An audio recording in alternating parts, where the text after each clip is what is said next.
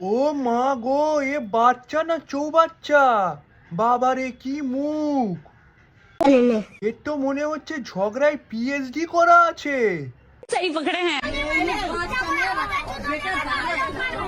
যাই বলো তাই বলো, এ কোনো সাধারণ মেয়ে না।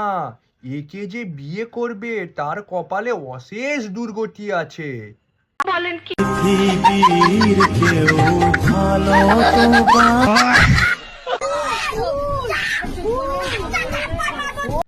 এই সময় একটা চড়ের দরকার ছিল। সাবাস কাকি, একেবারে সলিড ওষুধ পড়েছে।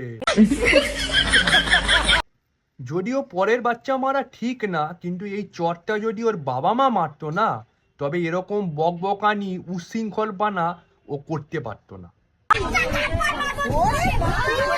এই বাচ্চার যা ভয়ঙ্কর মূর্তি আর ভয়ঙ্কর রূপ, একে দেখে যে কোনো লোকের হাত নিষ্পিস করবে। ঠিক বলেছিস।